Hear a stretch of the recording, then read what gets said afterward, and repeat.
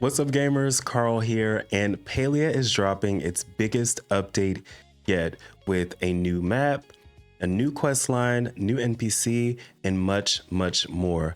So if you were thinking about coming back to Palia, I think now's the time to do so, as this update is going to drop May 12th at about 1 p.m. Eastern. So you should check it out. But first, let's get into the patch notes as they just released those. It is a huge amount of updates, but we're going to cover just the major ones. All right, so the first update introduces the Royal Highlands. It's a huge open landscape map here, full of cliffs, hills, and I think it's officially Palia's largest adventure zone yet, which is crazy, but you have to enter it from Demir Docks and Elderwood. But this place is packed with new resources, creatures, hidden treasures, and discoverables everywhere. So this is really cool. And I see there may be a little tunnel system. If you look in the middle a little bit of that map, it looks like there's a tunnel system to go in another area of the map. But this map is humongous. So I feel like this was really meant for exploration and discovery, especially with the new mounts that they are introducing in this patch, which I think everybody is excited for. So with this update, it comes a brand new main story with a brand new chapter. So we will be investigating the Amber Echo, a mysterious force spreading throughout the region. And then this story follows the Elderwood story, or directly after the Elderwood quest. So if you haven't caught up, please do so. I'm sure you can find a lot of reading on it in Reddit and also in Palia's Discord if you need some lore background. But you will be facing some new threats here, including the beast of the Elderwood. So I can't wait to see what that is about. But on top of that, we are getting a bunch of guide quests, discovery quests, and story rewards tied to exploration. Now I have the mounts up here, so let's talk about that for a second. As you can see, there are a few different mounts that you can have.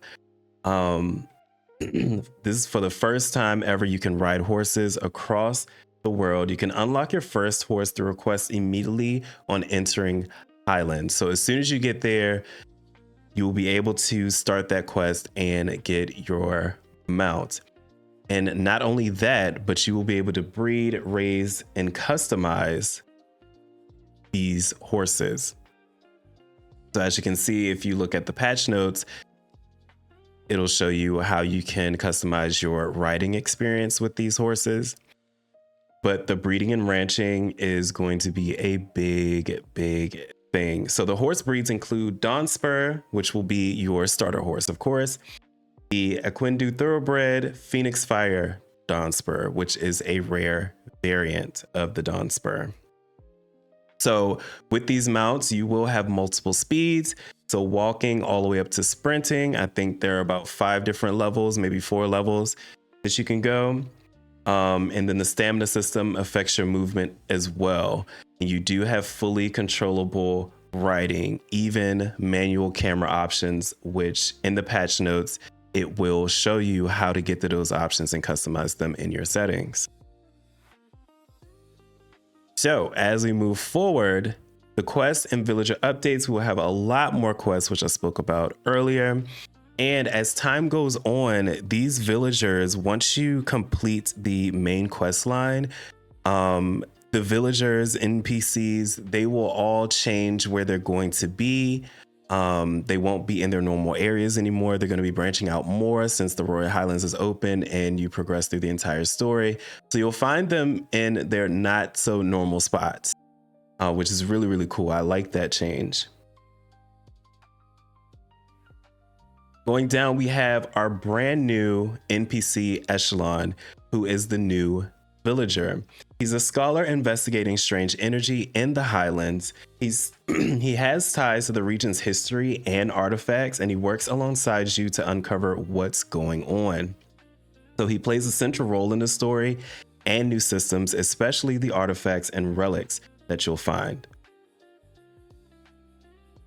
And they do give you a preview of the Beast of the Elderwood. I actually can't wait to see what that's going to be about.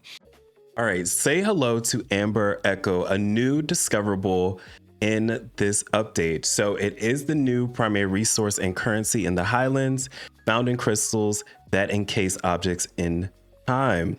So Amber Echo can be used for upgrades for the store, and goes towards progression as well as you explore this area. The campsites, there will be a bunch of campsites scattered across the Royal Highlands, and each real world day, 2 of them will be active for you to discover. So these spots are little moments of respite along your journey, and they serve multiple purposes. They are coming out with a bunch of recipes that you can use at these campfires. Just so you know, there is a recipe list for you in the patch notes, and the rummage piles are at these campsites too, which give you that same daily opportunity to uncover an artifact piece and other fresh finds, which is really, really cool. So we have a bunch of new furniture sets. Oh, and again, you will have to upgrade your tool set in order to get this Amber Echo. So just be aware of that. Of course, that's going to come along in the quest line anyway, so you'll know exactly what to do. So we do have new arrows, tracker plus amber breaking arrows, new potions like enemy ignore effects. Okay. And then we have tracking tools for your creatures and resources, just like we would use like honey lure and stuff like that, or the fishing one where you could track where the rare fish are and things like that. So some sets to look out for. I'll actually get into that in just a second, but there are some new furniture sets that are coming along. And your artifacts and relics. All of these artifacts and relics are new to discover in the Royal Highlands. They're all offering a look into the infield story.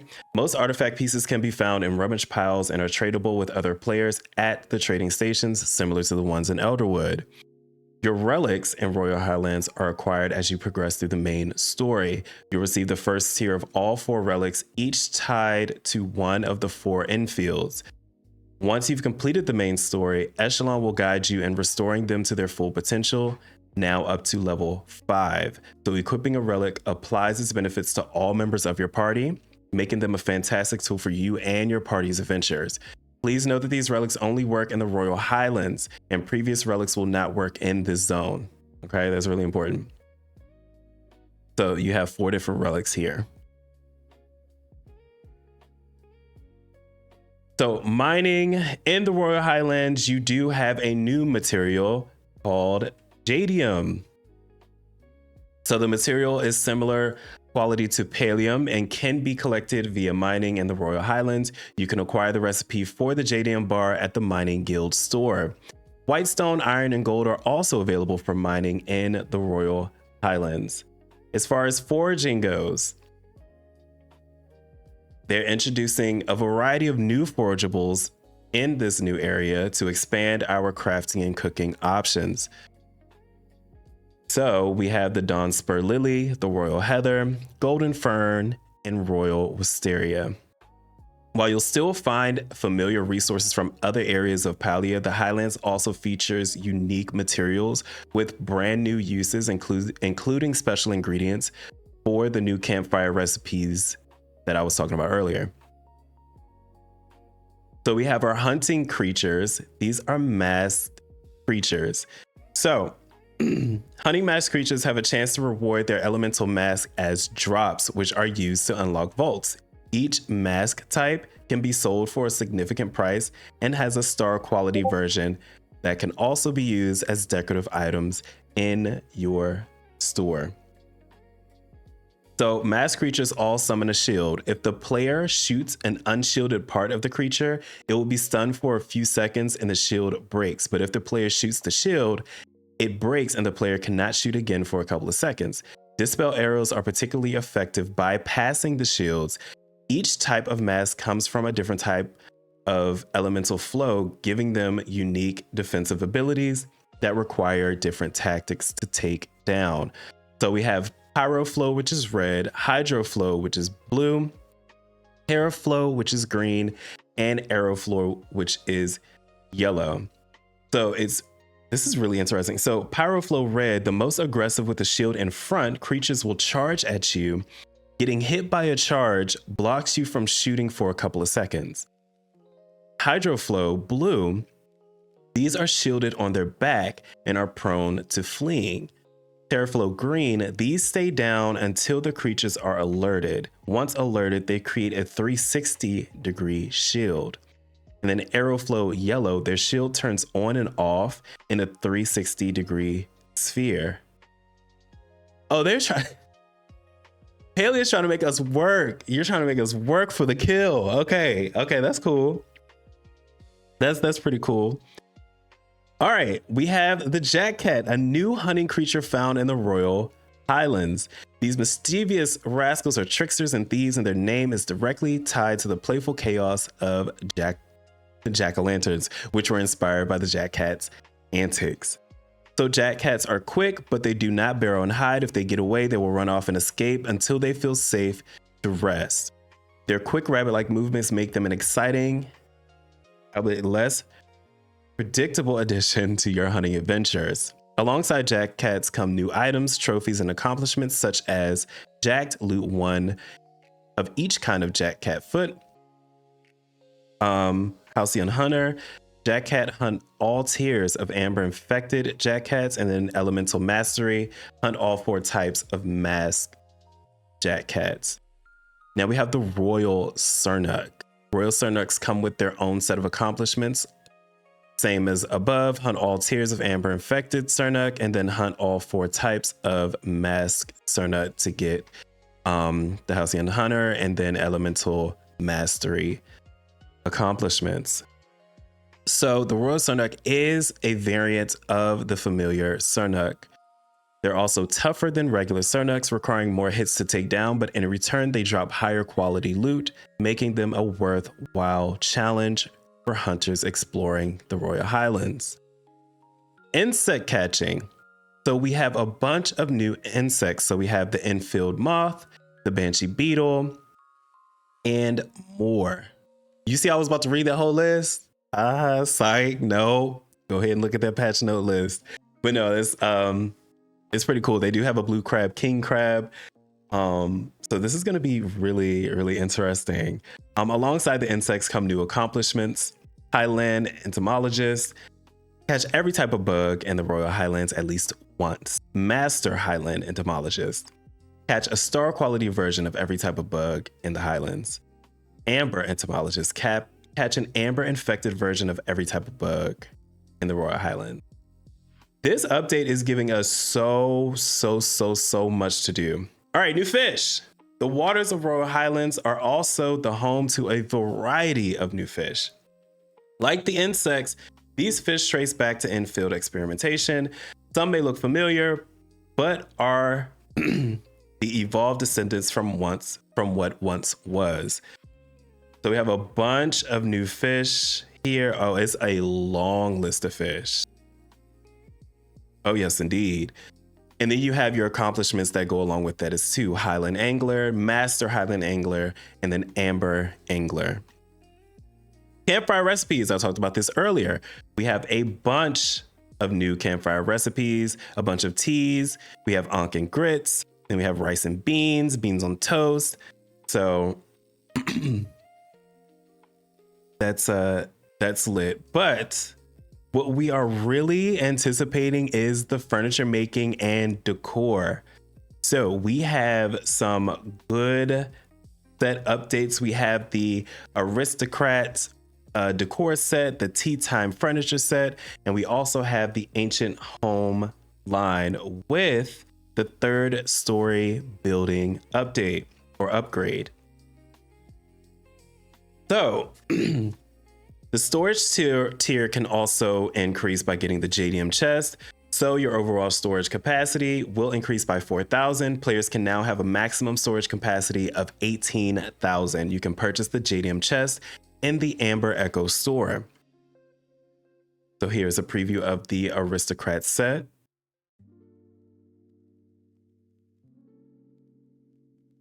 And the Tea Time set.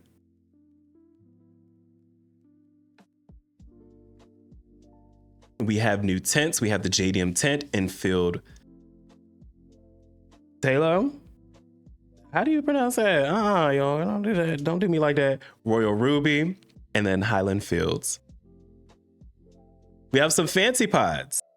What's a new fancy decor line without a few equally fancy companions? Humbly introducing 2 new potato pods to round out your Spud collection. So these are all the fancy pods that you can get, and you get them out of the fancy pod prize bag. And a bunch of additional decor. So you get a bunch of decor from your accomplishment rewards that we went over a little bit earlier, and then some of the rare drops that you receive from hunting Jack Cats. Here's the Ancient Home line. As you can see, they're introducing the balcony, 3rd story. It's very beautiful. You most likely seen this in the Palia preview, which had everybody in a chokehold.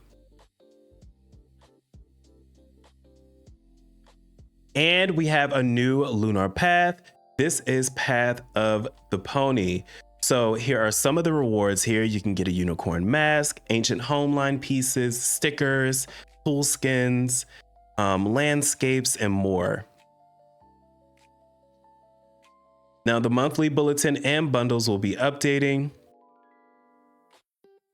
Nio is over the moon about the return of horses, especially the Dawn Spur, and he desperately needs your help in getting the stable ready. Nio is so used to caring for other types of animals and has never handled a Dawn Spur before.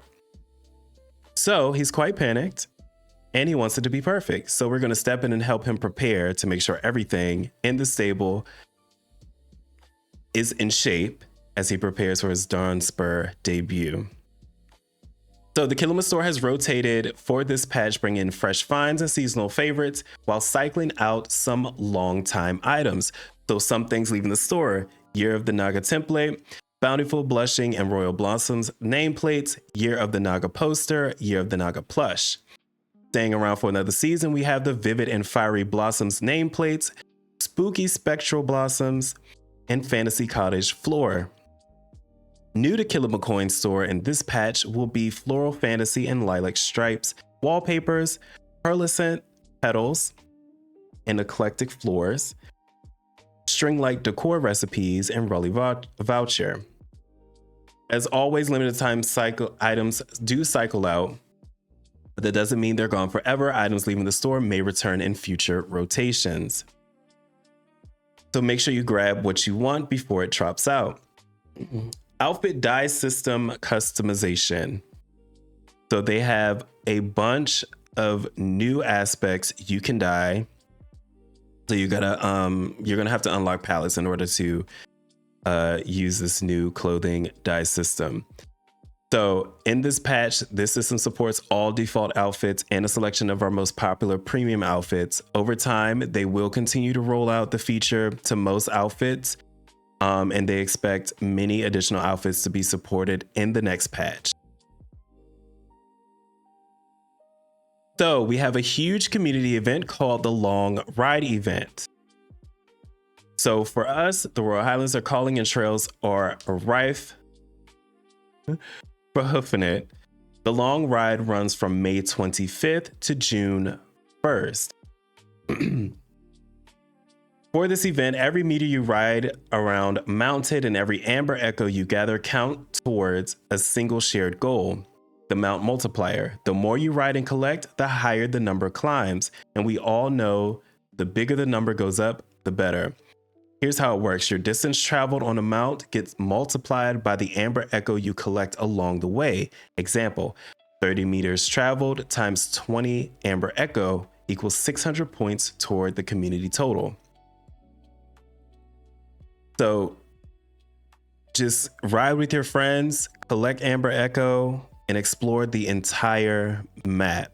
Just do that from May 25th all the way to June 1st. You better ride, okay?